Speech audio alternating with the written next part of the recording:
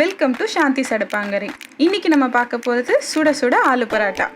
ஆலு பராட்டா செய்ய தேவையான பொருட்கள்: கோதுமை மாவு 2 கப், உருளைக்கிழங்கு 4, வெங்காயம் 1, பச்சை மிளகாய் 2, இஞ்சி 10 கிராம், பூண்டு 2 பல்லு, கொத்தமல்லி 1 கைப்பிடி, கொத்தமல்லி பொடி அரை டீஸ்பூன், மிளகாய் பொடி 1 டீஸ்பூன், மஞ்சள் பொடி 1/4 டீஸ்பூன், எண்ணெய் 50 மில்லி, உப்பு தேவையான அளவு. இந்த கப் அளவு மாவு எடுத்துக்கோங்க. வெங்காயம், பூண்டு, இஞ்சி, பச்சை மிளகாய், கொத்தமல்லி இலை இது 5ஐயும் நல்ல பொடி பொடியாக கட் பண்ணி வச்சுக்கோங்க. இப்போ டஃப் எப்படி செய்கிறதுன்னு பார்க்கலாம். 2 கப் கோதுமை மாவு எடுத்துக்கோங்க. இந்த கோதுமை மாவில் 8லேருந்து 10 ஆலு பரோட்டா செய்யலாம். 1 ஸ்பூன் ஆயில், நமக்கு தேவையான அளவு உப்பு ஆட் பண்ணிக்கோங்க. அப்புறம் கொஞ்சம் கொஞ்சமாக தண்ணி விட்டு நல்லா பிசைஞ்சு எடுத்துக்கோங்க. நம்ம எவ்வளோ அழுத்தம் கொடுத்து பிசைகிறோமோ அவ்வளோ தூரத்துக்கு நம்மளோட ஆலு பரோட்டா சாஃப்டாக வரும். ஸோ பொறுமையாக நல்லா பிசைஞ்சு எடுத்துக்கோங்க.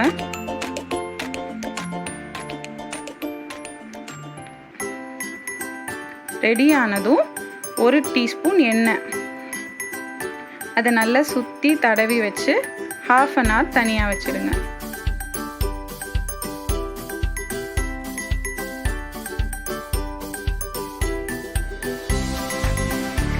நெக்ஸ்ட்டு நம்ம ஸ்டஃப் செய்கிறது எப்படின்னு பார்க்க போகிறோம்.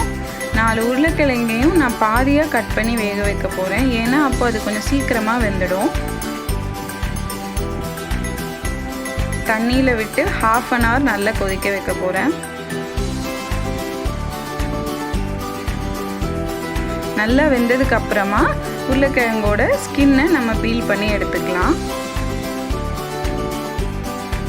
இப்போ இதை ஸ்மாஷ் பண்ணுறதுக்கு ஒரு பரந்த பாத்திரத்தில் எடுத்துக்கோங்க. ஸ்மாஷர் இல்லை அப்படின்னா வீட்டில் இருக்கிற கரண்டியை யூஸ் பண்ணி கூட இந்த மாதிரி ஸ்மாஷ் பண்ணிக்கலாம். சூடான கடாயில் 2 ஸ்பூன் எண்ணெய் எடுத்துக்கோங்க. நம்ம நல்ல பொடி பொடியாக நறுக்கி வச்சிருக்கிற ஆனியன்ஸ், பச்சை மிளகாய், இஞ்சி, பூண்டு 4ஐயும் ஒரு 5 நிமிஷம் நல்லா ரோஸ்ட் பண்ணுங்கள்.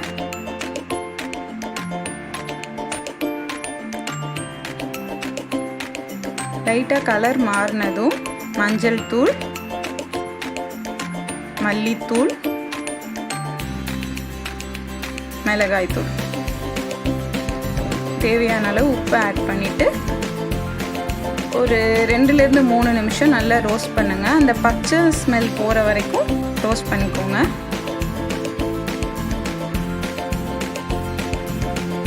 இப்போ லோ ஃப்ளேமில் வச்சுட்டு நம்ம ஸ்மாஷ் பண்ணியிருக்கிற பொட்டேட்டோஸை போட்டுக்கோங்க.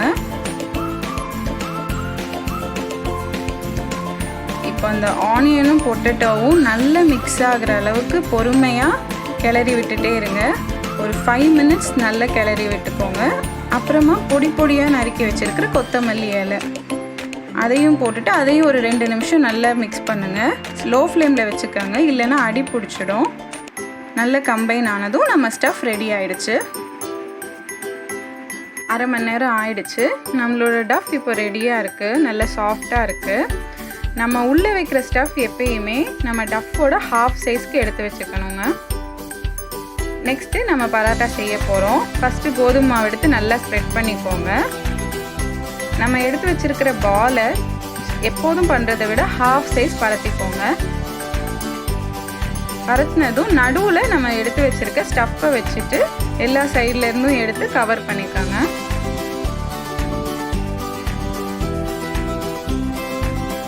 இதுக்கப்புறம் நம்ம பரத்துறப்ப ரொம்ப ஜாக்கிரதையாக பரத்தணும். நிறைய மாவு தடவிக்கோங்க. ரொம்ப அழுத்தம் கொடுத்து பரத்தாதீங்க, அப்படின்னா நம்ம அடியில் வச்சுருக்க ஸ்டஃப் எல்லாமே வெளியே வந்துடும். ஸோ பொறுமையாக எல்லா பக்கமும் ஈவனாக பரவுற மாதிரி நல்லா ஸ்ப்ரெட் பண்ணிக்கோங்க. சூடான தவாவில் நான் அரை ஸ்பூன் நெய் எடுத்திருக்கேன். நீங்கள் பட்டரோ எண்ணெயோ எது வேணாலும் எடுத்துக்கலாம். நம்ம ரெடி பண்ணி வச்சுருக்க ஆலு பரோட்டாவை இதுக்கு மேலே இப்போ நான் வைக்கிறேன்.